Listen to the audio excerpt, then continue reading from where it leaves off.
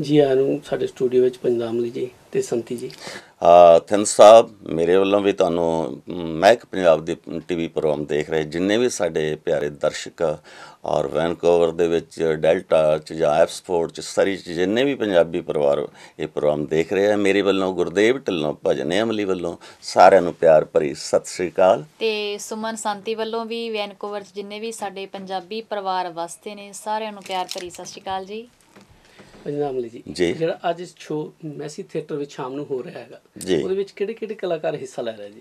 ਕਲਾਕਾਰਾਂ ਦੀ ਕਿਆ ਬਾਤ ਆ ਜੀ। ਪ੍ਰਮੋਟਰਾਂ ਨੇ ਸਾਡੇ ਨਾਲ ਛਾਂਟ ਕੇ ਕਲਾਕਾਰ ਲੈ ਕੇ ਆਉਂਦੇ ਹੋਏ ਆ, ਔਰ ਐਸੇ ਕਲਾਕਾਰ ਮੈਂ ਜਿਹਦਾ ਜ਼ਿਕਰ ਕਰਨ ਲੱਗਿਆ ਜਿਹਨੂੰ ਗੁੜਤੀ ਗਾਇਕੀ ਦੇ ਵਿੱਚ ਦਿੱਤੀ ਗਈ ਆ। ਮੈਂ ਕਹਿੰਦਾ ਉਸ ਨੇ ਇੰਨੀ ਛੋਟੀ ਉਮਰ ਦੇ ਵਿੱਚ ਇੰਨਾ ਕੁਛ ਸਿੱਖਿਆ ਵਾ, ਔਰ ਚਾਹੇ ਸੈਡ ਸੌਂਗ ਗਾਉਣਾ ਹੋਵੇ ਜਾਂ ਕੋਈ ਬੀਟ ਵਾਲਾ ਗੀਤ ਗਾਉਣਾ ਹੋਵੇ, ਉਹ ਬਹੁਤ ਹੀ ਪਿਆਰਾ ਕਲਾਕਾਰ, ਬਹੁਤ ਹੀ ਸੁਰੀਲਾ ਕਲਾਕਾਰ ਸਾਬਰ ਕੋਟੀ ਸਾਹਿਬ।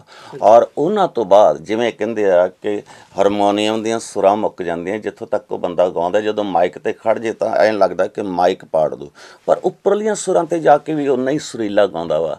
ਉਹ ਹੈ ਸੁਖਵੀਰ ਰਾਣਾ ਜੀ।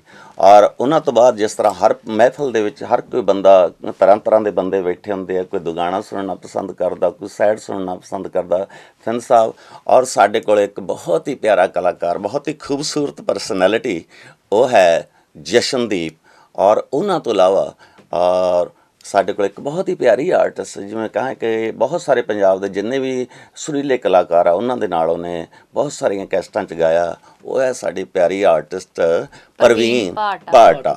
ਔਰ ਉਸ ਤੋਂ ਬਾਅਦ ਕਈ ਚੀਜ਼ਾਂ ਲੋਕ ਜਿਵੇਂ ਦੱਸਿਆ, ਕੋਈ ਕਾਮੇਡੀ ਸੁਣਨਾ ਪਸੰਦ ਕਰਦਾ, ਕੋਈ ਗਾਣਾ ਸੁਣਨਾ ਪਸੰਦ ਕਰਦਾ, ਔਰ ਕੋਈ ਸੈਡ ਸੌਂਗ ਸੁਣਨਾ ਪਸੰਦ ਕਰਦਾ। ਸਾਡੇ ਕੋਲ ਇੱਕ ਕਹਿੰਦੇ ਆ ਕਿ ਭੰਗੜੇ ਦੀ ਮਸ਼ੀਨ ਆ ਜਿਹਦਾ ਬੜਾ ਤਕੜਾ ਸਟੈਮਨਾ ਵਾ। ਕੁਛ ਚੀਜ਼ਾਂ ਸੁਣਨ ਵਾਲੀਆਂ ਨਹੀਂ ਹੁੰਦੀਆਂ, ਦੇਖਣ ਵਾਲੀਆਂ ਵੀ ਹੁੰਦੀਆਂ ਵਾ।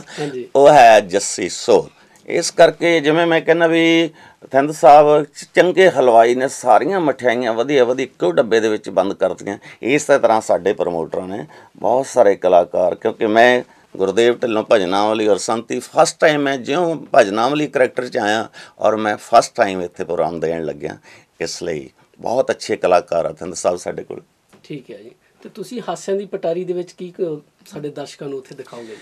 ਮੈਂ ਦੱਸਦਿਆਂ ਸਾਰੇ ਪਰਿਵਾਰਾਂ ਨੂੰ ਕਿ ਪੇਂਡੂ ਕਰੈਕਟਰ ਆ, ਜਦੋਂ ਤੁਸੀਂ ਆਓਗੇ ਮੈਂ ਪਟਾਰੀ ਤਾਂ ਆਪਣੀ ਸਟੇਜ 'ਤੇ ਥਿੰਦ ਸਾਹਿਬ ਖੋਲ੍ਹੂੰ, ਅਤੇ ਕਿਉਂਕਿ ਮੈਂ ਕਾਮੇਡੀ ਸਟੇਜ 'ਤੇ ਉਹ ਕਰੂੰਗਾ ਜਿਹੜੀਆਂ ਮੇਰੀਆਂ ਕੈਸਟਾਂ ਦੇ ਵਿੱਚ ਨਹੀਂ ਹੈ, ਕਿਉਂਕਿ ਬਹੁਤ ਹੀ ਅੱਛੇ ਮੇਰੇ ਕੋਲ ਜੋਕ ਆ। ਇਹ ਇੱਕ ਹੋਰ ਦੱਸਦਿਆਂ ਸਾਰੇ ਪਰਿਵਾਰਾਂ ਨੂੰ ਕਿ ਜਿਹੜਾ ਪ੍ਰੋਗਰਾਮ ਆ ਪਰਿਵਾਰਕ ਪ੍ਰੋਗਰਾਮ ਆ, ਇਹਦੇ ਵਿੱਚ ਕੋਈ ਵਲਗੈਰਿਟੀ ਨਹੀਂ ਹੋਊਗੀ, ਔਰ ਮੇਰੇ ਜੋ ਜੋਕ ਹੋਣਗੇ ਹਰ ਜੋਕ ਦੇ ਵਿੱਚ ਕੋਈ ਮੈਸੇਜ ਹੋਊਗਾ।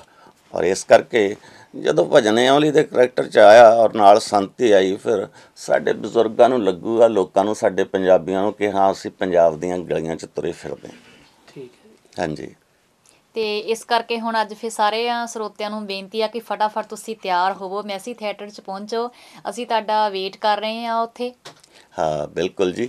ਇਸ ਕਰਕੇ ਕੰਮ ਵੀ ਜ਼ਰੂਰੀ ਹੈ। ਜ਼ਿੰਦਗੀ 'ਚ ਬੜੇ ਕੰਮ ਕੀਤੇ ਆ ਤੁਸੀਂ, ਬਹੁਤ ਡਾਲਰ ਕਮਾਏ ਆ, ਬਹੁਤ ਮਿਹਨਤਾਂ ਕੀਤੀਆਂ, ਪਰ ਜਿਉਂ-ਜਿਉਂ ਸਾਡੇ ਕੋਲ ਪੈਸਾ ਆਉਂਦਾ ਜਾਂਦਾ ਤਿਉਂ-ਤਿਉਂ ਸਾਡੀਆਂ ਟੈਨਸ਼ਨਾਂ ਵੱਧਦੀਆਂ ਜਾਂਦੀਆਂ।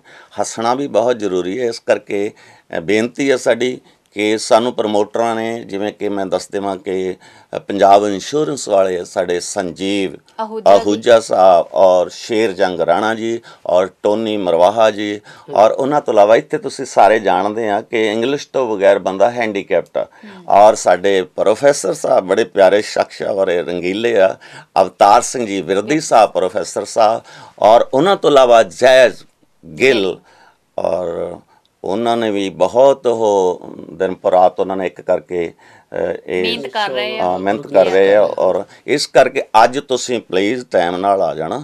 ਇਹ ਨਾ ਹੋਵੇ ਕਿ ਕਾਮੇਡੀ ਨਿਕਲ ਜੇ ਜਾਂ ਕੋਈ ਕਲਾਕਾਰ ਨਿਕਲ ਜੇ ਜਾਂ ਟਿਕਟਾਂ ਖਤਮ ਹੋ ਜਾਣ।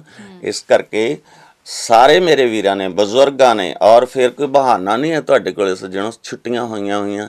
ਇਸ ਕਰਕੇ ਸਾਰਿਆਂ ਨੇ ਅੱਜ ਟਾਈਮ ਸਿਰ ਪਹੁੰਚ ਕੇ ਪ੍ਰੋਗਰਾਮ ਦਾ ਆਨੰਦ ਮਾਣਨਾ। ਥੈਂਕ ਯੂ ਜੀ ਸਟੂਡੀਓ ਵਿੱਚ ਆਉਣ ਲਈ।